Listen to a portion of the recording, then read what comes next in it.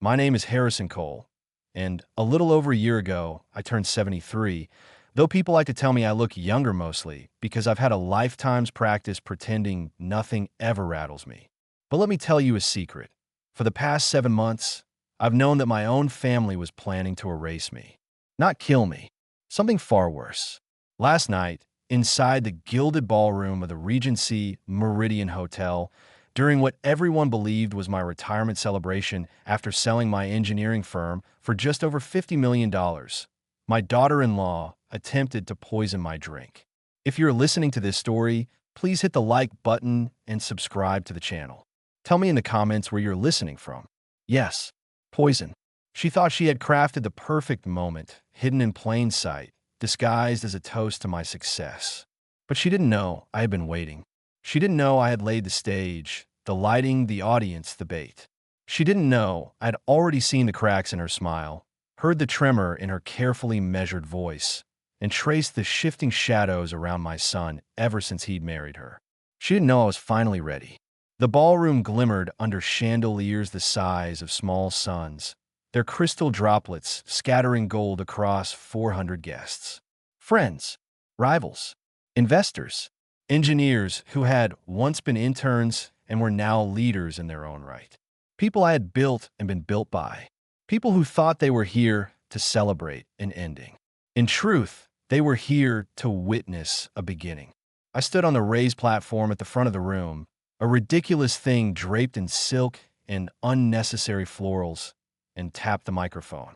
The soft feedback hush dropped over the crowd like a blanket. Conversation stilled. Glasses lowered. Eyes turned to me. "Good evening," I said, letting the warmth of the room settle around my shoulders like an old coat. "Thank you for being here as I officially close a chapter one never imagined would grow this large." I glanced toward the family table. There sat my son, Elias, pale, thinner than he should be, wearing a charcoal suit he didn't quite fill out anymore. He was shredding the corner of a napkin, his eyes glued to the tablecloth. He had been avoiding my gaze for nearly 3 years, as though something in my eyes might expose him. But it wasn't him I watched. It was her, Marina Hale Cole, my daughter-in-law, a woman with cheekbones sharp enough to slice through honesty and a smile crafted for magazine covers. Her presence radiated calculated warmth, the kind that fools everyone except the person it's pointed at. And oh, how she smiled at me now, broad, dazzling, lethal. She lifted her glass in a silent congratulations, as if to say, "You finally gave me what I want." But beneath that shimmering surface, I recognized the predator's readiness. The anticipation, the hunger. They think age makes you slow. It doesn't. It merely sharpens your sight. Tonight, I continued from the stage, marks the conclusion of a project I began in a cramped workshop behind my parents' old house long before touchscreens, drones, or self-adjusting bridges. The room chuckled softly. And as of last Tuesday, Cole Innovations has officially been acquired for a sum just over $50 million. The applause erupted, thunderous, overwhelming. Flashbulbs blinked. Glasses clinked. People surged forward, eager to shake my hand. I indulged them, smiling, patting shoulders, ignoring the way my heartbeat was a steady drum inside my chest. Because even as I moved through the crowd, I kept my peripheral vision locked on the reflection of the family table in a polished column across the room. The waiter approached young, immaculate, balancing a silver tray of champagne flutes. This was the moment.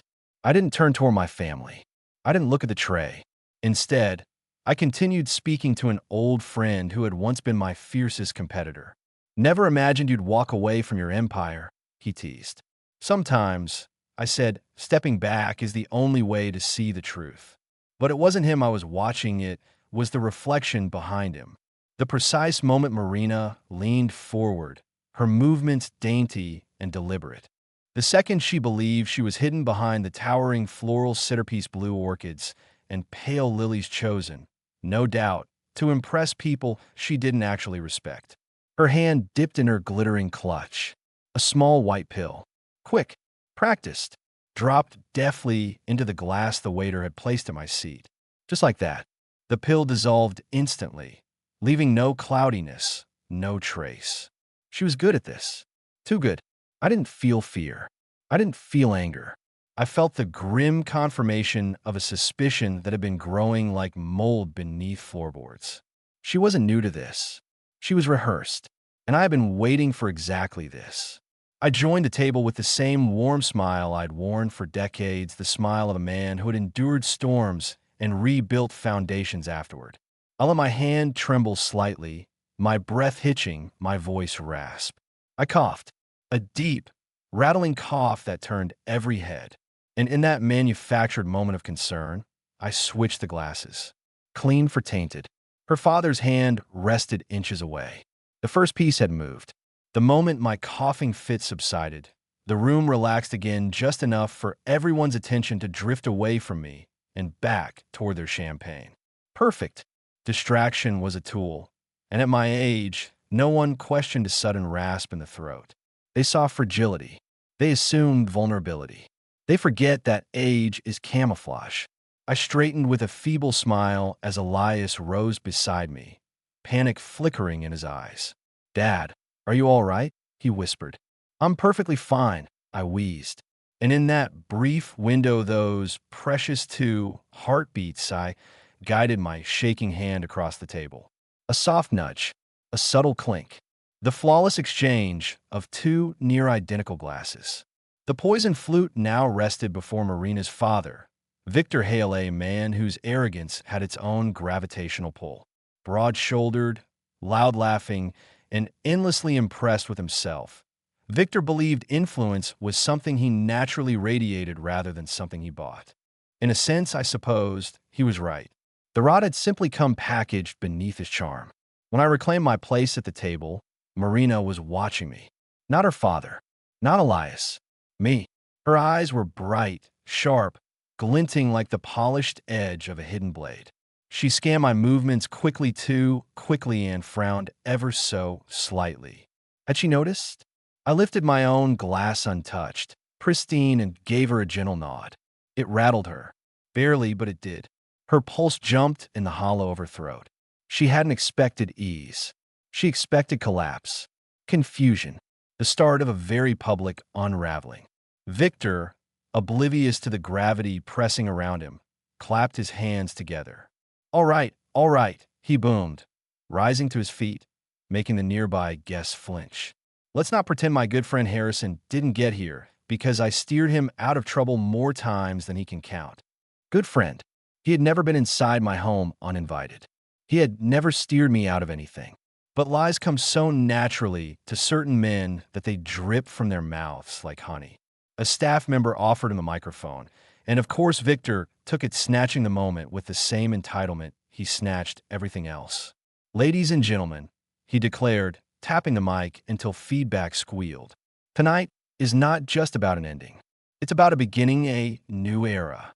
The next generation rising, stronger, sharper, ready to take the helm."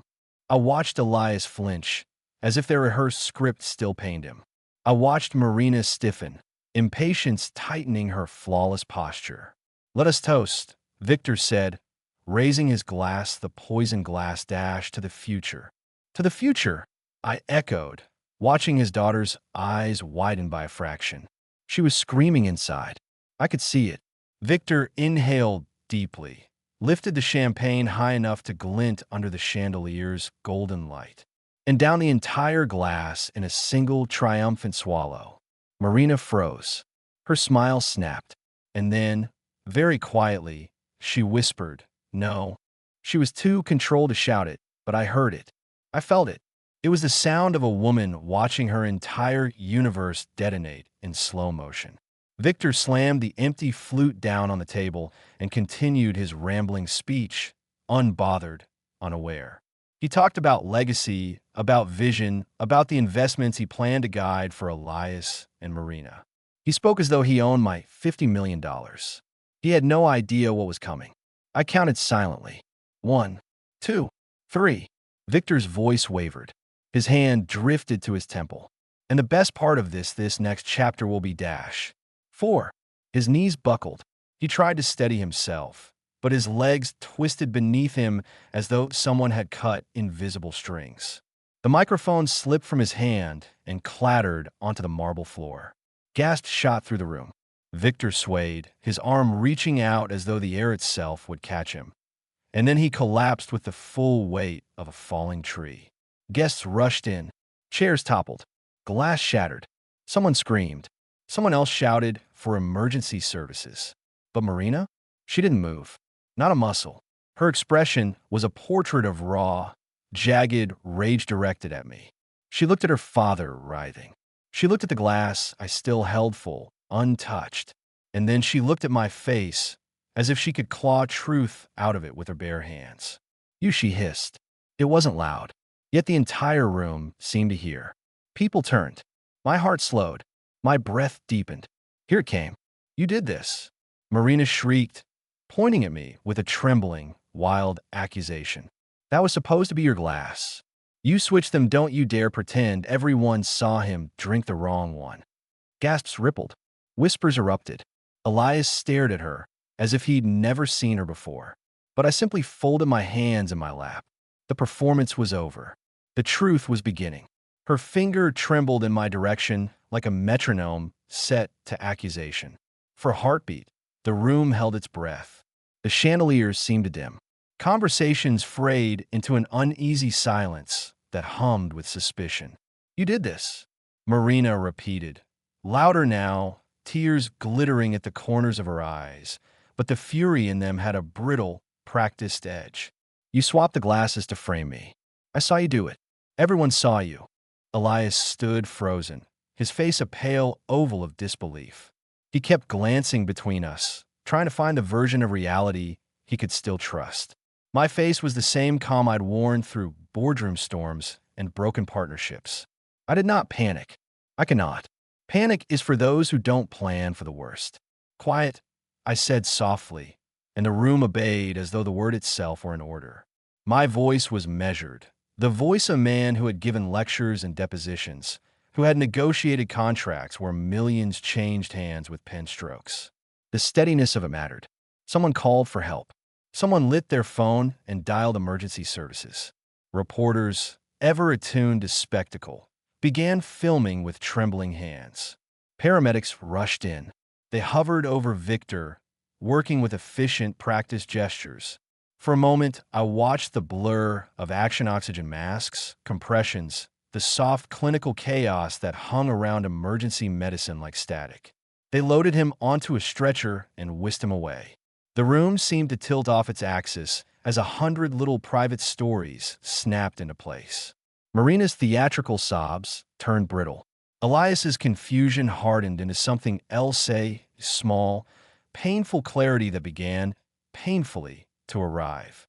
Later, much later, when the press had left and the buzz of the party had been replaced by the cold fluorescent light of a hospital emergency waiting area, I found myself under the same humming hum that I had felt before, only now it was clinical and bright. It was 1 o'clock in the morning. The doctor who approached us looked exhausted in a way I recognized. Long hours, difficult choices, the slow fatigue of people who hold other people's crises in their hands and try to make them whole again. "Family of Victor Hale?" she asked, eyes scanning faces. Her name tag read, Dr. Morales Emergency Medicine. Annette Hale, Victor's wife, collapsed into a chair and began making small, keening noises. Elias was a portrait of disorientation. Marina paced, a caged animal trying to map an escape path. The doctor's voice was blunt, like someone who had little time for theatrics. He had a seizure. We stabilized him, but his blood work came back with a very high amount of olanzapine in his system. Olanzapine.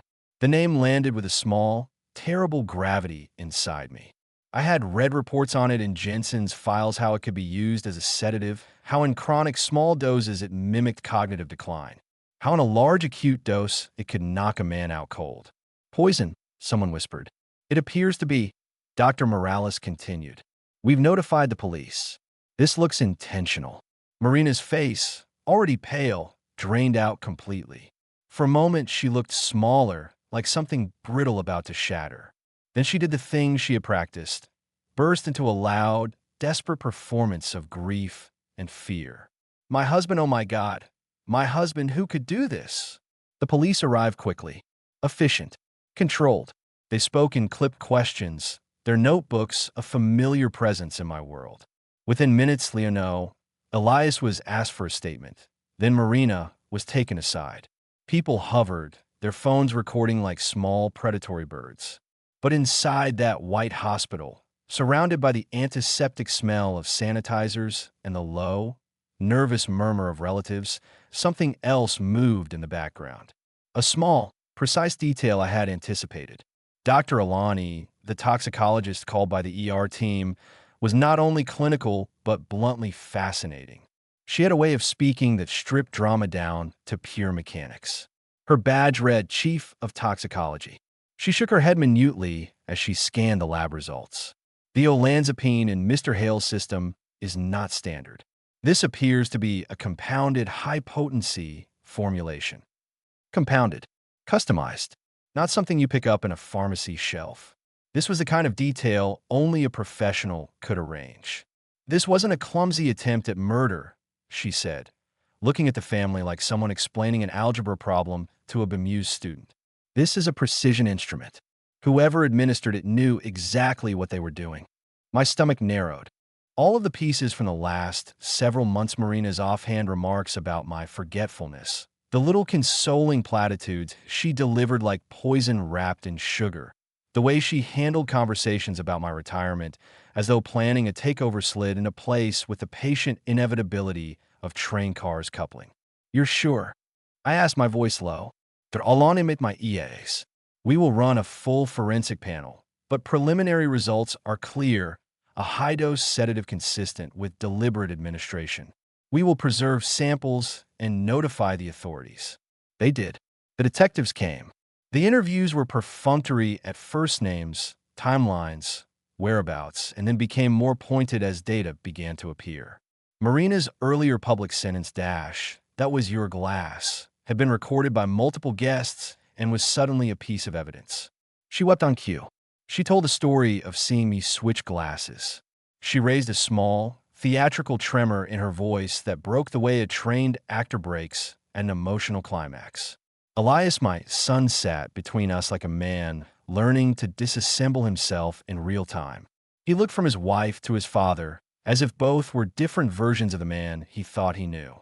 But here was the thing the police had not yet realized. Truth has a way of staining ordinary objects. A vial, a receipt, a conversation. A tiny surveillance camera set in the study. Evidence carefully collected over months by Jensen and Ben had a stubbornness to it that defendants could not manufacture. That night, in the white fluorescent aftermath, I felt the same familiar thing I had felt when I soldered my first circuit board. The quiet satisfaction of a plan aligning with reality. Not because I reveled in anyone's pain, because at 73, you learn that some evils require preparation and a refusal to be surprised.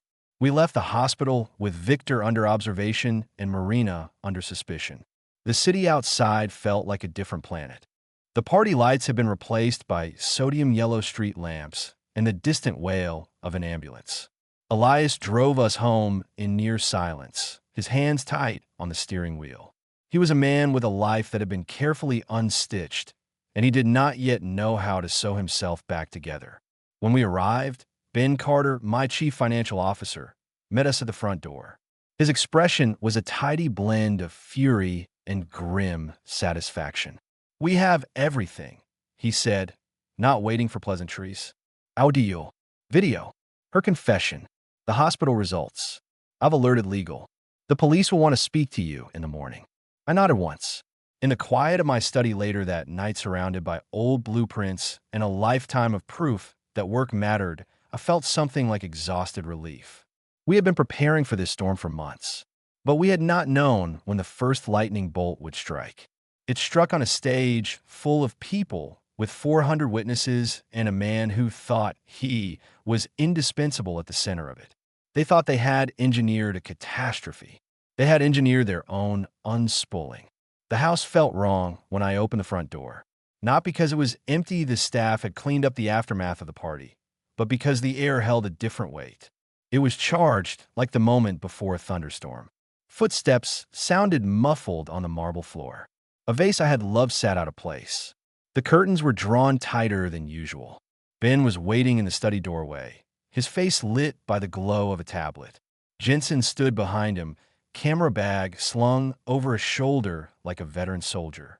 They looked like men who had been awake too long in the ways that made you dangerous and precise. They arrived early, Ben said without preamble. They set up in the drawing room. Marina, Annette, Dr. Finch, they are all here. Of course they were. They had been assembling their case that afternoon, taking tiny steps toward the final move. The intervention, a private evaluation, a friendly consultation that would lead to a much less friendly court order. How many? I asked. Just the core players, Ben replied. No lawyers yet. Finch is here under the name Dr. Weiss. He's putting on the air of a compassionate specialist. He thinks he's in control. He always did. Men like him believe performance trump consequence. They never consider that someone might have written the script for them. I walked into the living room as though I were a guest returning from the party, my cane tucked at my side, my smile practiced and tired. The room was arranged exactly as they expected. Elias perched on the ottoman, hands in his lap, face drained. Annette Hale in my leather chair, acting the distraught mother-in-law, and Marina standing by the mantel, fragile and furious by turns. A man with a tweed jacket and a bow tie rose to greet me with the gentle mien of a man who heals. "Gregory," he said in a voice meant to soothe. "Thank you for coming." He extended his hand. It was firm, warm, and utterly false. I took his hand with deliberate slowness. "Doctor," I said, testing the word. It felt like a costume on him.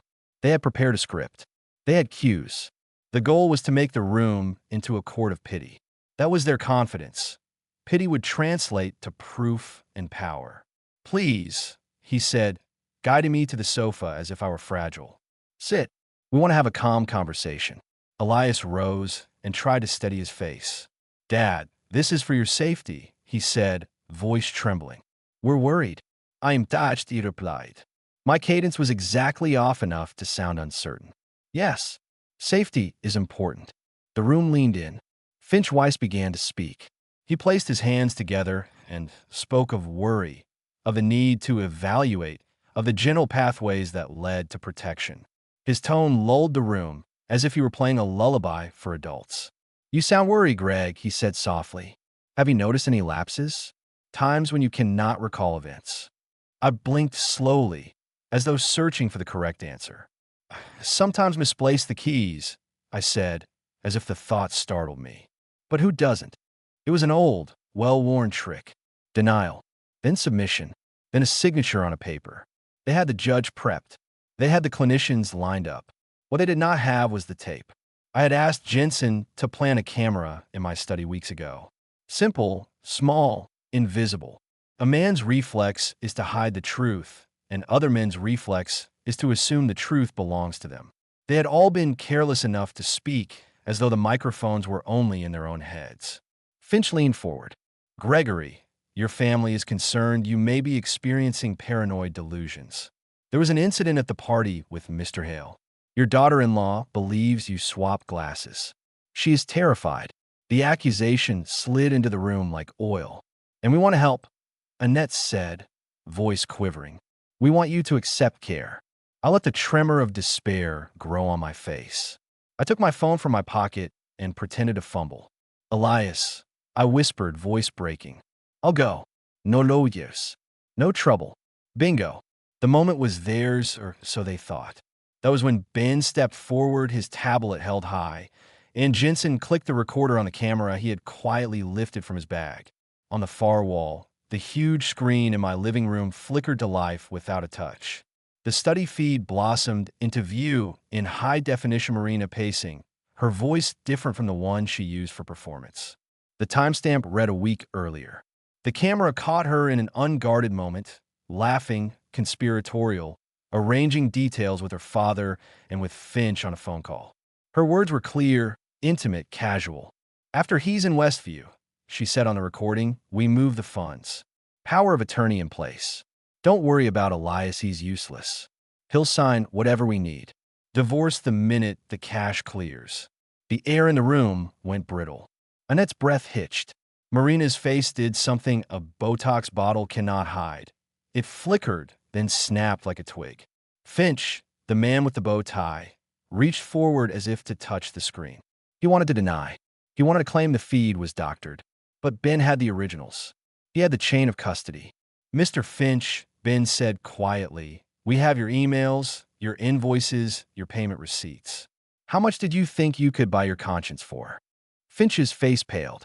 He had believed he was untouchable. Con men always do until evidence becomes heavier than their lies.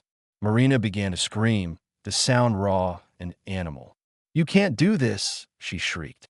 You have no right. You do not control my house, I said quietly, standing up. You attempted to take my mind and my money. You planned to erase a man who built his life from nothing. Elias's face went slack with betrayal. He looked from his wife to the screen to me, as if watching a murder happen in slow motion. Within minutes, the officer at my door placed a hand on Marina's arm. Mrs. Hale, he said with the procedural calm of someone who has read too many confessions. You are under arrest. It was a strange thing watching the world tilt so cleanly.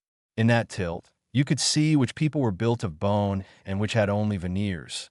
The veneers cracked and fell away.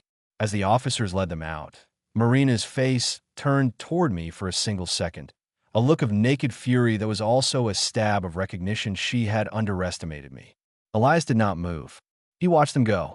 He watched his life of ease dissolve into handcuffs and charges. The house was quiet again after they left, but the silence was not peaceful. It hummed with the knowledge that truth, when gathered patiently and shown publicly, can be a terrible and cleansing thing.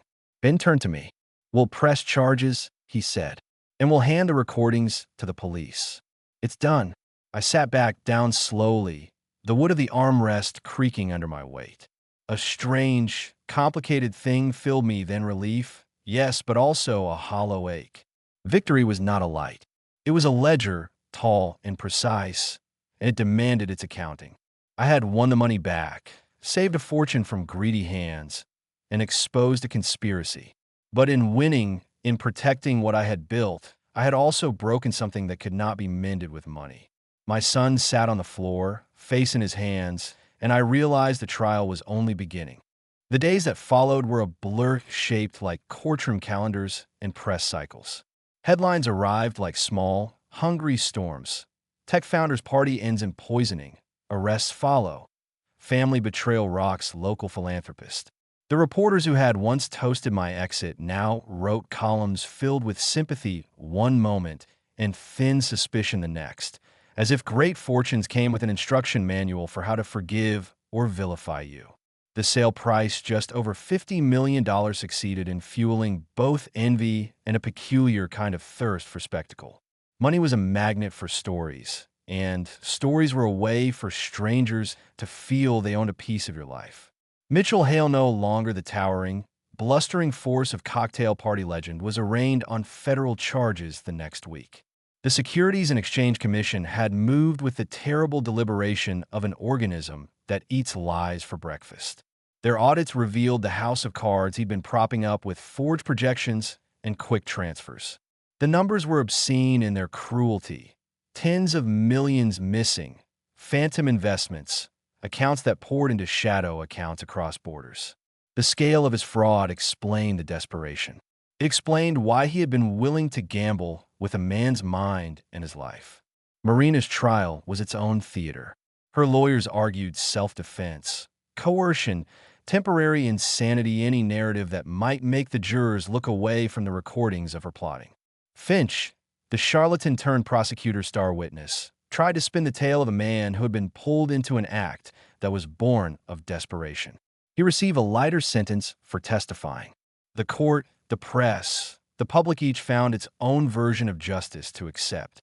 But the jurors, the people chosen to weigh the facts, saw the receipts we had assembled, the audio, the study footage, the chain of transfers.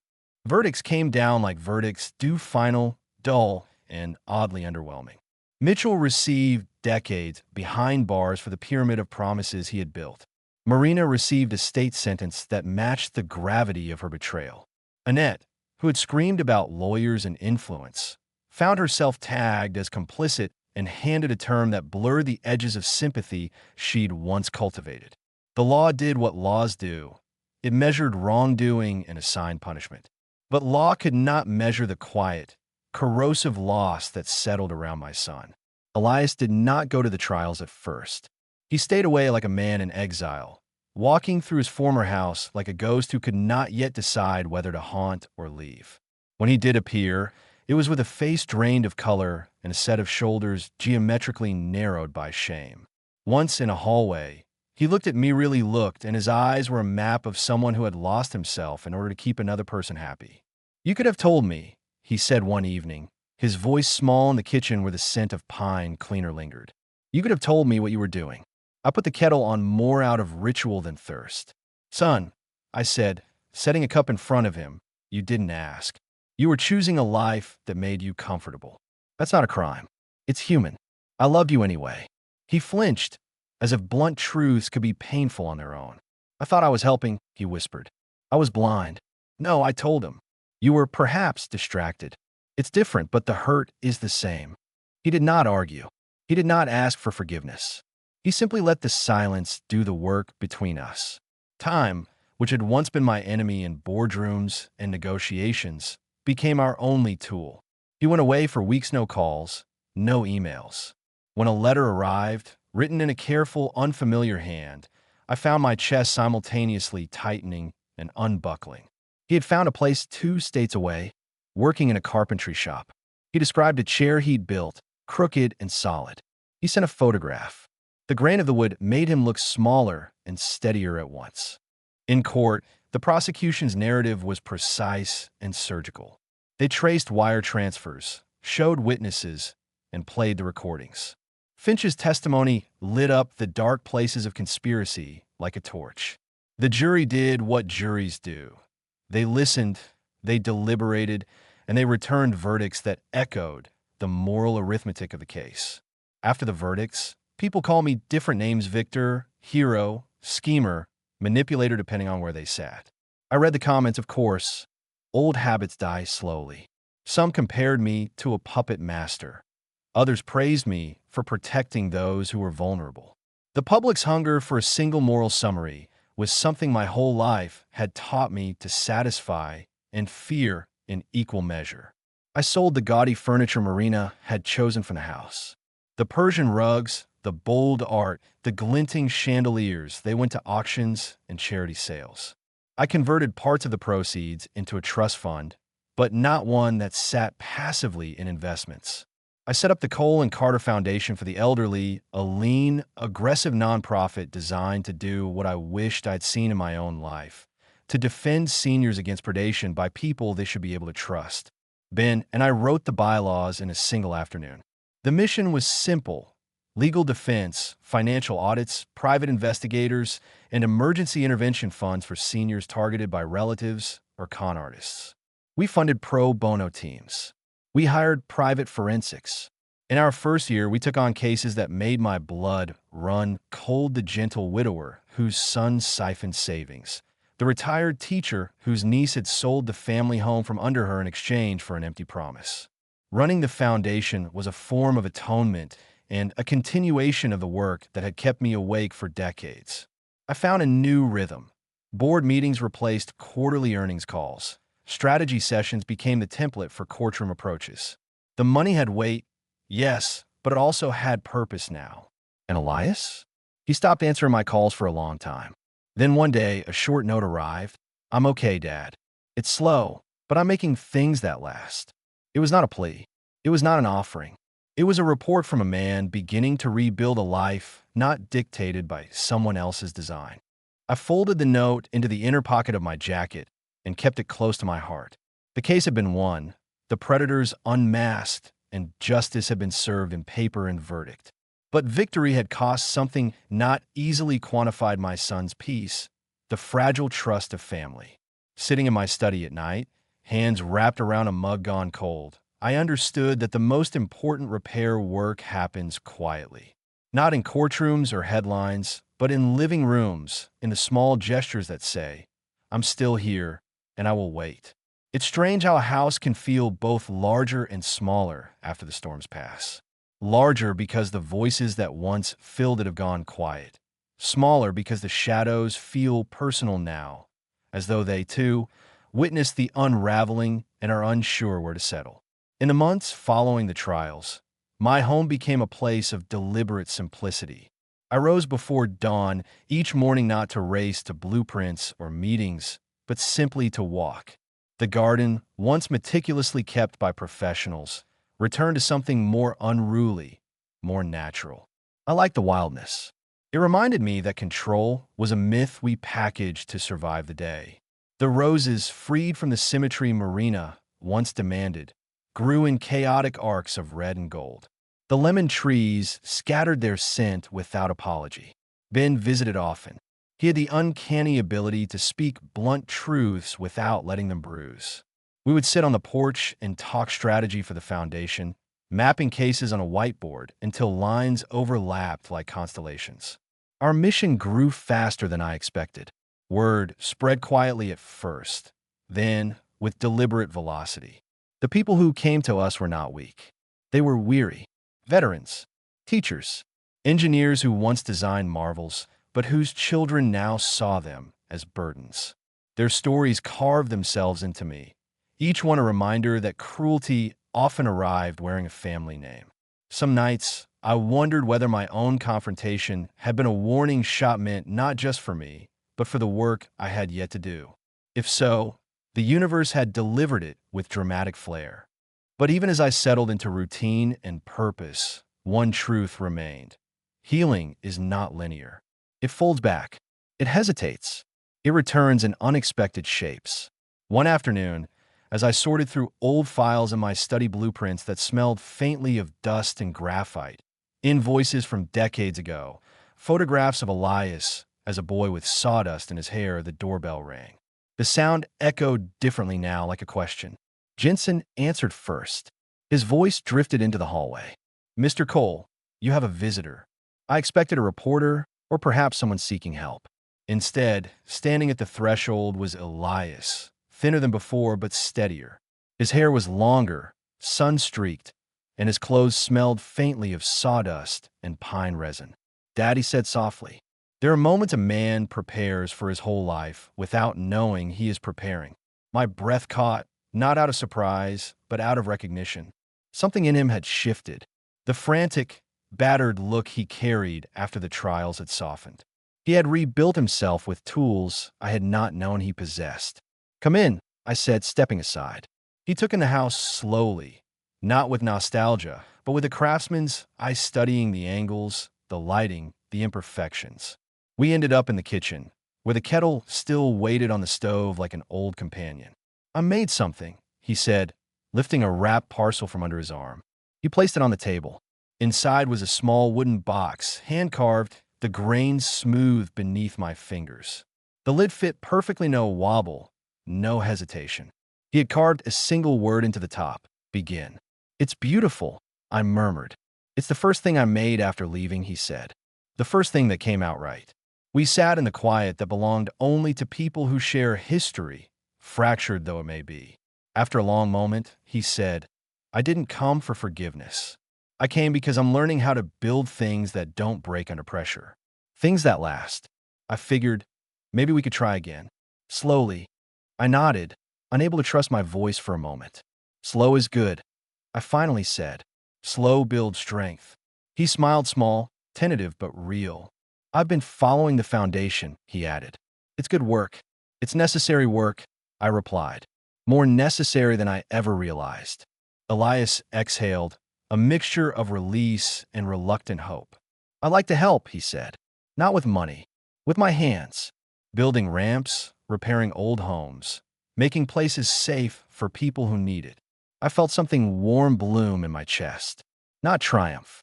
Not vindication. Something quieter. Something like peace finding a place to sit. "You always were good with your hands," I said, "even as a child." He laughed softly. "You used to tell me I held with the way other kids held secrets." We talked for an hour, maybe two, about woodworking, about places he'd seen, about what it felt like to wake up without someone else's expectations shaping every breath.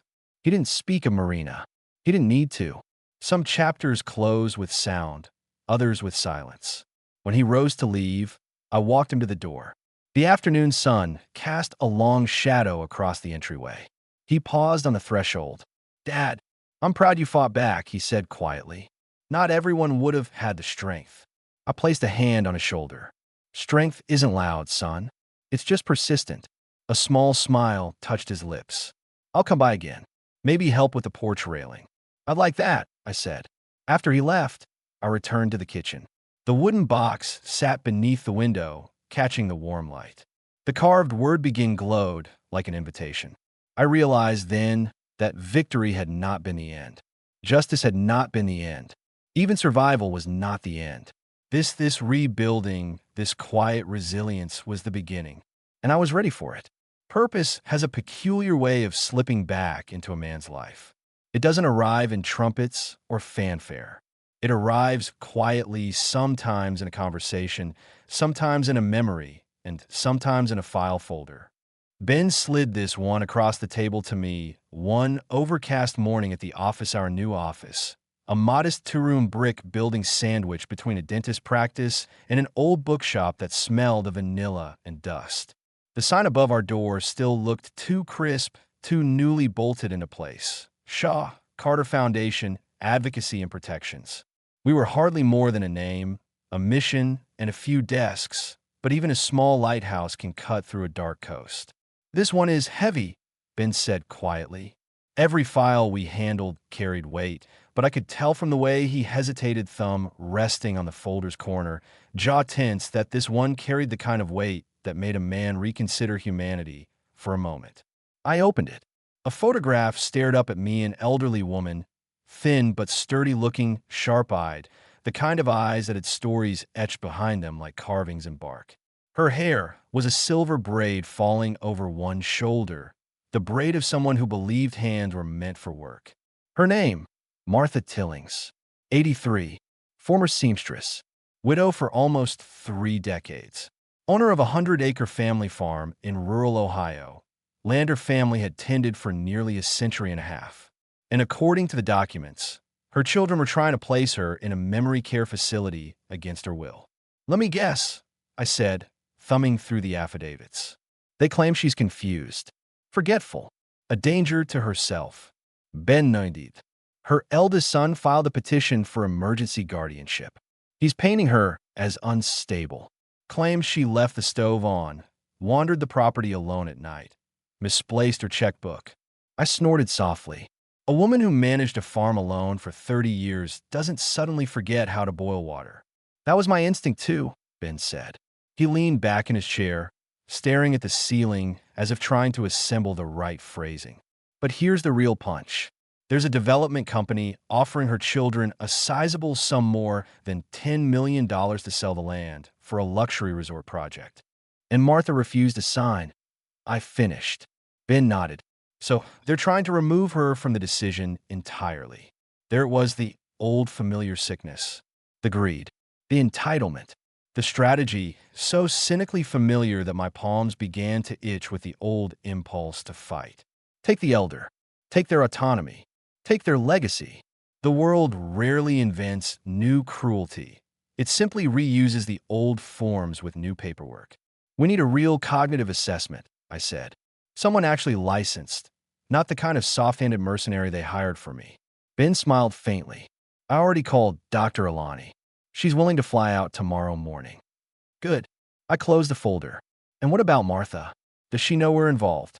"She's cautious," he said. "Not used to people fighting for her. Most people in her position aren't." I traced a thumb along the folder's edge. "But they should be." I looked down at Martha's photograph one more time. Her eyes were steady. Too steady for a woman supposedly losing her grip on reality. No disorientation, no fog, just a quiet, enduring defiance. This wasn't confusion. This was resistance. And resistance, when met with greed, becomes grounds for war in the minds of the greedy. "We'll go meet her," I said. The drive to the Tillings farm wound through rolling hills and fields that seemed to sway with the breath of the earth. Clouds hung low overhead, thick and slow-moving, casting mottled shadows across the landscape. The farmhouse came into view as we crested a hill, white siding weathered by time, porch sagging slightly, a wind chime tinkling softly in the breeze. Martha met us at the door. "Are you the fellas who think you can save me?" she asked, voice crisp as autumn leaves, eyes giving away less than her words. "That's the idea," I said. She studied us for a long moment, chin lifted, gaze unwavering, then stepped aside. "Come in. If you're here to help, then help. If you're here to waste my time, get off my porch." I liked her immediately. Inside, the house told its own story, not one of decline, but of careful, intentional living. Quilts folded neatly on chairs. Floors swept. Photographs, not a speck of dust on any. A kitchen that smelled faintly of cinnamon and old recipes. This wasn't a home slipping into neglect. It was a home maintained by someone who valued order and memory. Martha sat across from us at a worn wooden table, her fingers laced tightly. "My sons think I'm dying," she said. "I'm not. They think I've gone soft in the head. I haven't." Her jaw tightened. "And they think this land should be theirs to sell. It shouldn't." She gestured out the window, toward the fields long, golden, full of quiet pride. "This land has held 5 generations," she said softly. "It will not die with me." There was a fierce dignity in her voice, the kind that made a man straighten his posture out of reflex. Ben asked gently, "What about the accusations? The stove? The wandering?" She shrugged, dismissive. "I misplaced a pot lid once. They turned it into a tragedy. As for wandering, I walk the fields at night sometimes. Helps me think. Doesn't mean I'm lost." That reminded me of something Elias once said, that solitude was not the same as confusion. People mistake one for the other when they don't understand either. "We'll help you," I told her, "but your children won't like it." Martha's mouth twitched, not quite a smile. More like the ghost of who she used to be. "They've already taken everything but my name," she said. "Let them be angry." Before we left, she insisted we take a jar of homemade apple butter. I didn't want it, not because I doubted the taste, but because I didn't want to take anything from someone whose own children had treated her like currency. Still, refusing her would have been its own insult. "Take it," she said. "It's good, and you look like you don't eat enough." So I took it. Dr. Alani arrived the next afternoon, bright-eyed and brisk, the kind of woman who carried her confidence like a lantern. Her assessment was thorough. She asked questions both simple and complex: memory recall, problem-solving, spatial reasoning. She asked Martha to draw a clock, recall sentences, interpret proverbs. She tested her reflexes, her attention, her reasoning. Martha met each task with a mix of patience and impatience, polite enough, but irritated by the implication. At the end of it, Dr. Alani flipped her notebook closed. "Your mind," she told Martha, "is stronger than mine before breakfast." Martha snorted. "I could have told you that." Ben and I exchanged a glance. Relief. Validation. A spark of something like pride for a woman we'd only known 2 days. But the children, they wouldn't take this well. We met them at the county courthouse, a square sandstone building that smelled of paper, varnish, and old arguments. The halls echoed with footsteps, some purposeful, some anxious. Martha's eldest son, Henry, was a tall man with impatience carved permanently into his brow. His sister Laura carried a pinched expression, as though the very air offended her. The third child, Daniel, stood slightly back, less aggressive, perhaps, but not uninvolved. "You people are meddling," Henry snapped the moment we entered the conference room. "No," I said calmly. "We're preventing a crime." Their lawyer, a man with a suit too tailored and hair too slick, smirked. "This is a family matter. You have no standing." I slid Dr. Alani's report across the table, letting it land with a quiet but definitive thud. "We do now," I said. He skimmed it. His smirk vanished. Family faces are strange. They can hold love in one decade and betrayal in the next. As Henry read, I watched realization dawn across his features.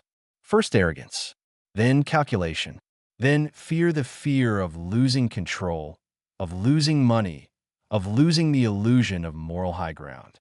Laura's lips tightened until they whitened. Daniel stared at the table. The judge dismissed the guardianship petition.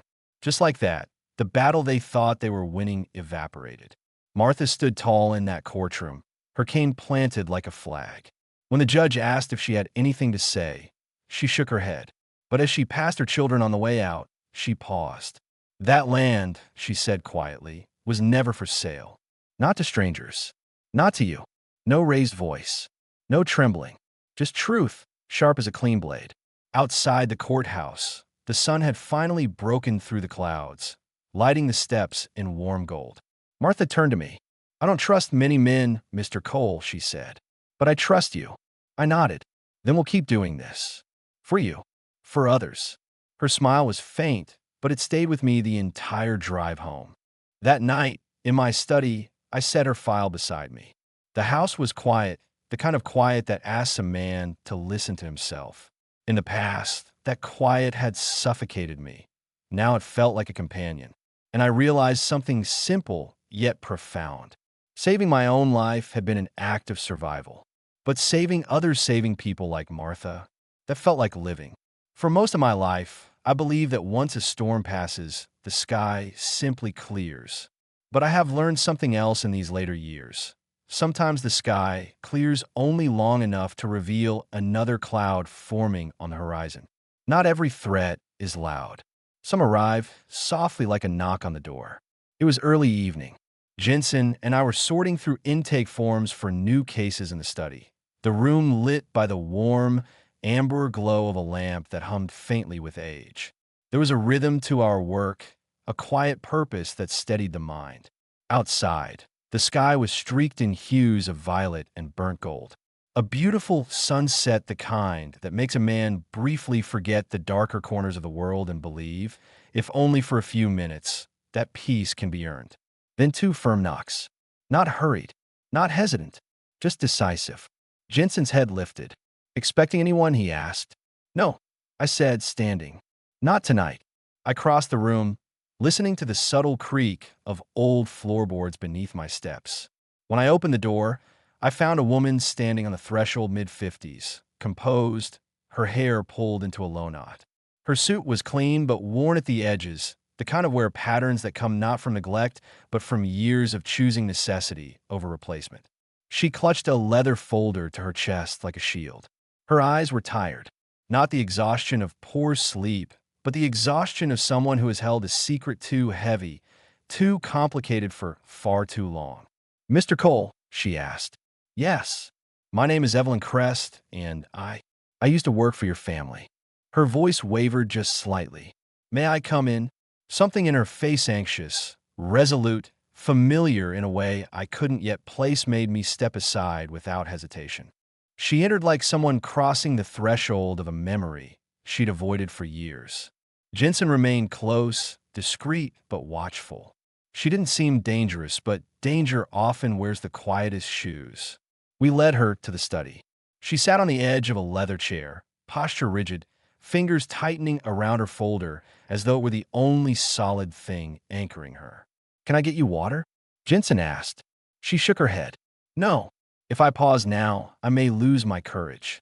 The words carried weight. So I nodded, remaining silent, an invitation for her to unravel whatever truth she had carried here. Evelyn opened her folder. Inside were old photographs, yellowed documents, and financial statements stamped with a name I had hoped never to see again. Conrad Enterprises. A familiar chill tightened across my spine. I was Mitchell Conrad's financial analyst for over 20 years, she said quietly. Before everything collapsed. Before the Ponzi scheme. Before Sabrina married your son.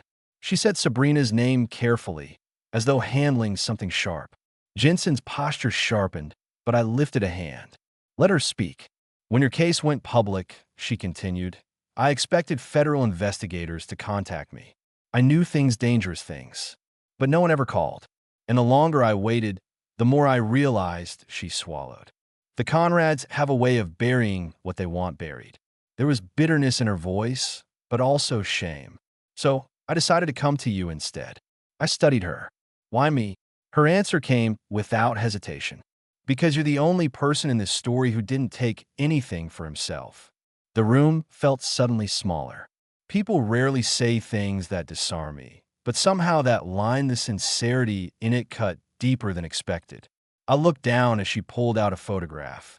A grainy image of a much younger Mitchell shaking hands with a developer in front of a half-built high-rise.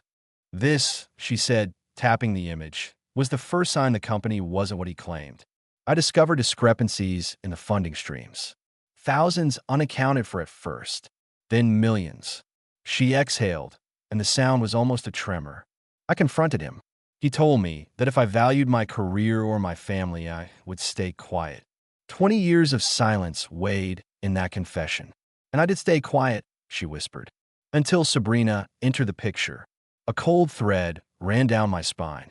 What about her? I asked. Evelyn hesitated only a moment before speaking, as though deciding whether the truth would wound or heal. She wasn't a pawn, Mr. Cole. She was not manipulated by her father. Sabrina engineered parts of the scheme herself. Jensen inhaled sharply. I felt something settle in my chest, heavy, familiar, not quite surprise, but the hard confirmation of what instinct had long whispered. She was brilliant, Evelyn said, voice tinged with reluctant admiration. Cold, precise, calculating. She saw opportunities others didn't. When she realized your company was projected to inherit that multi-billion-dollar government contract 2 years ago, I interrupted, frowning. That contract fell through. Evelyn met my gaze with something like sorrow. No, Mr. Cole. Sabrina sabotaged it. The air in the room shifted. Jensen froze. Even the old wall clock seemed to pause its tick. She convinced Mitchell that keeping you financially pressured would make you vulnerable, Evelyn explained. That setbacks would weaken your autonomy. If you felt surrounded, cornered, undermined, you would lean on your son. And threw him on her. I sat back, absorbing the cold arithmetic behind their strategy. They hadn't begun with the gaslighting. That came later. First, they weakened the world around me, took stability from beneath my feet, erased opportunities, cut ties, pushed me toward dependence one thread at a time. It was all planned. It explained everything: the abrupt withdrawal of my investor, the partner who reneged without explanation, the nonsensical dissolution of a nearly approved government contract, the odd timing of legal pressure, the sudden shift in industry whispers around my name. It had been architecture, not chaos, manipulation designed to funnel me toward their influence. I rubbed a hand across my jaw. Why are you telling me this now? Evelyn closed her folder, clasping it tightly like someone holding the last remnants of a life. Because I watched your testimony, she whispered. I watched an entire courtroom realize what I had known for years, that the Conrads build nothing but illusions. And I watched you stand there with integrity when every force in the world was designed to break you. Her voice grew steadier. And because I want to help your foundation. Truly help, not as penance. A person can't undo decades of silence. But as contribution. I have documents, contacts, evidence. I know every shell company they ever used. I know where the bodies are buried figuratively. I mean, Jensen asked softly, you're aware helping us puts you at risk. I've lived with fear for 3 decades, she said. I'm tired of it. I'd rather live with purpose now. There was courage in her eyes, the same kind I'd seen in Martha, in Elias, rebuilding himself piece by piece, in Ben, who had chosen this mission without hesitation, maybe in myself, though I rarely gave voice to the notion. Then stay, I said gently. Tell us everything. And for the next hour, she did. She spoke of offshore accounts, false subsidiaries, manipulated audits, backdoor deals. She detailed how Sabrina used charm and intellect as tools, and how Mitchell used intimidation and legacy. She named executives who still held seats of power. She gave us enough threads to weave an entire tapestry and maybe unravel the Conrads' remaining influence. When she finally finished, her shoulders sagged, as if laying down the burden she had carried for half her life. Outside, the sky had deepened fully into night. Crickets hummed. The air had turned cool and still. Evelyn stood, smoothing her skirt. Thank you for listening. Thank you for speaking, I replied. Jensen walked her to the front door.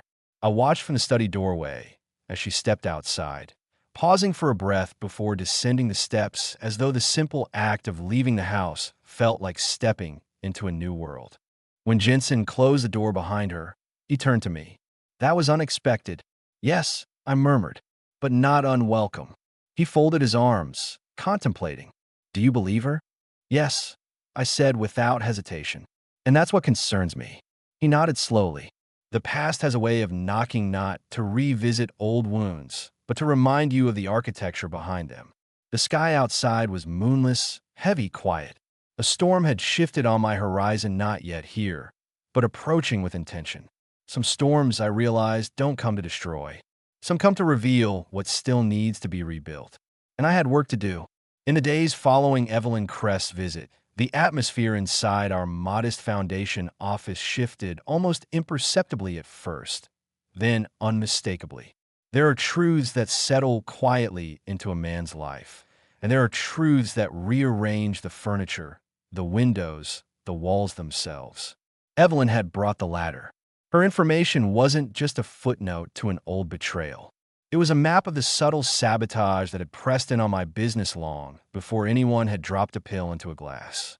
It reframed the past, sharpening moments I had once dismissed as coincidence or market turbulence. I found myself replaying memories conversations with potential investors who abruptly withdrew, engineers who had been poached with offers they later admitted were suspiciously inflated, projects that seemed doomed before they started. The Conrads had not simply taken advantage of a moment of weakness. They had cultivated it. Even now, months after they had been sentenced, their shadows stretched farther than I'd imagined. Ben joined me in the conference room the next morning as I spread Evelyn's documents across the table. He lifted one page, scanned it, and exhaled through his nose. Well, he said dryly, if anyone ever doubted you were a threat to them, this makes it painfully clear. Sabrina didn't fall into corruption. She studied it. I nodded. She was always 10 steps ahead, even when she smiled. Jensen entered with coffee, setting a cup beside me. I did background checks on Evelyn's claims.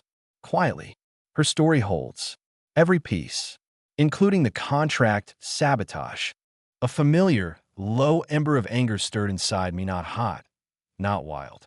Cool. Focused. What they destroyed, I said, wasn't just a business opportunity. They destroyed a legacy. My team spent 2 years preparing for that contract. And they did it, Jensen added, because they feared your independence. They needed you cornered. I leaned back in my chair, letting the truth settle, letting it find the shape it wanted to take inside my mind. I had fought so fiercely to protect myself from the final blow that I had never realized how many smaller blows had come before it. But something else moved beneath the anger, something steadier. This foundation, I said slowly, exists because they tried to steal my autonomy, my clarity, my mind. And today, I understand even more clearly why this work matters. Ben smirked slightly. So you're not deterred. Deterred? I almost laughed. Ben, this makes our purpose sharper. Before he could respond, the office phone rang.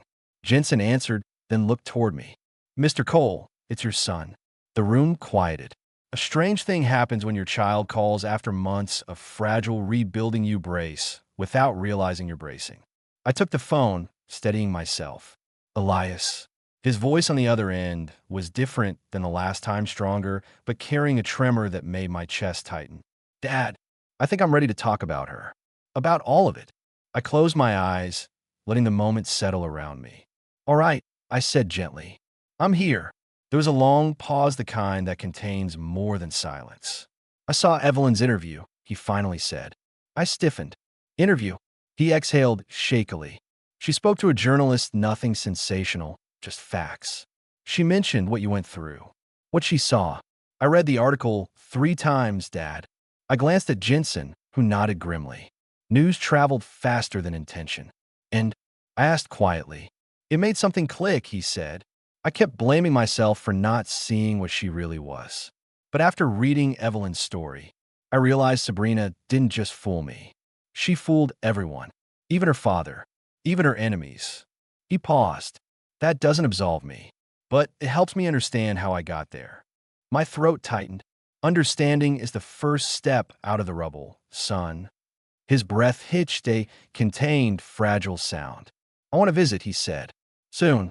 Maybe help with a case. Maybe just sit and talk.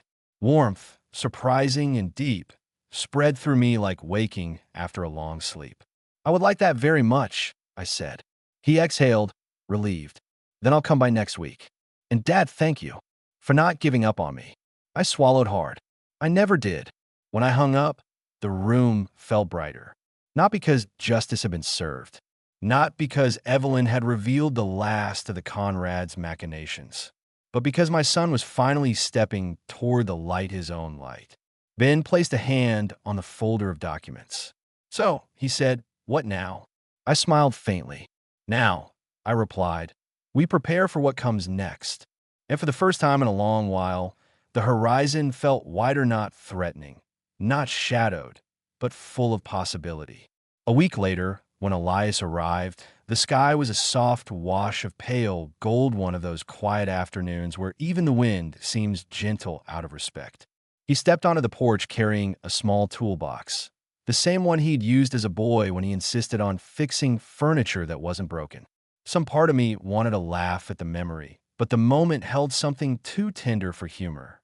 Thought I'd start with the railing, he said, gesturing to the wooden banister that had begun to weather under years of sunlight. Make the place look less like a retirement home. I raised an eyebrow. Son, I'm the one who's retired. He smirked. Sure, Dad. Whatever helps you sleep at night. There was an ease to him now, a looseness in his shoulders, a steadiness in his stance. Grief had carved him, yes. Shame had reshaped him. But now something new filled the spaces where those had been. Resolve.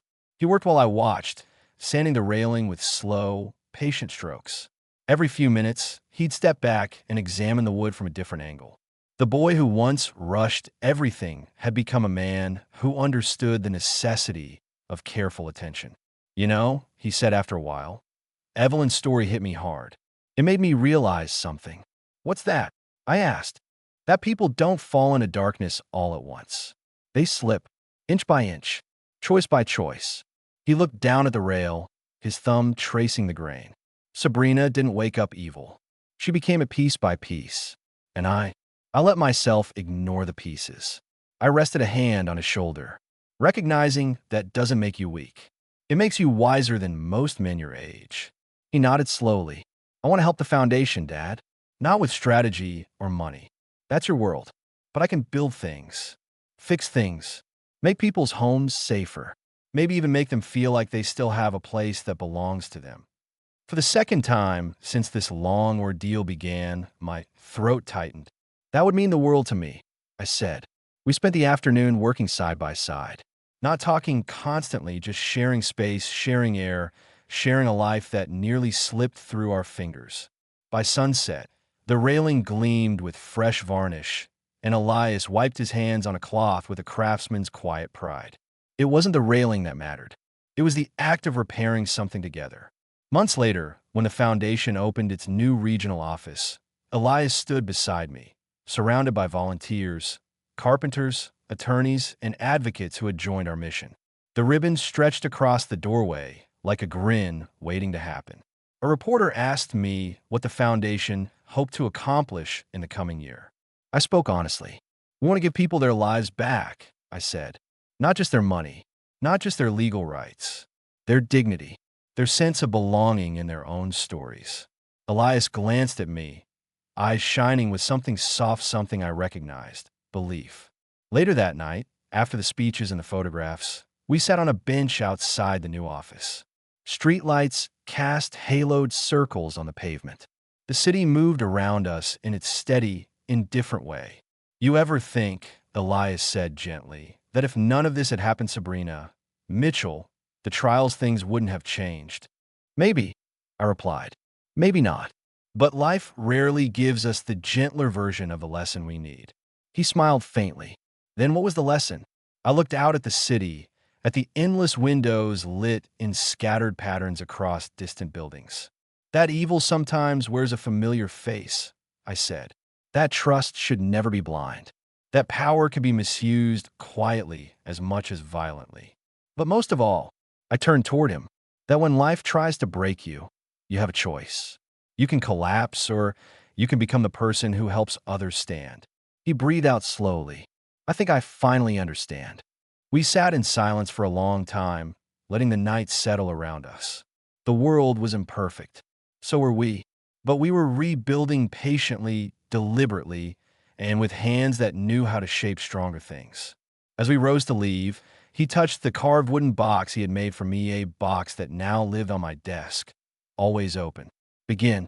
And for the first time in a long time, I knew I truly had.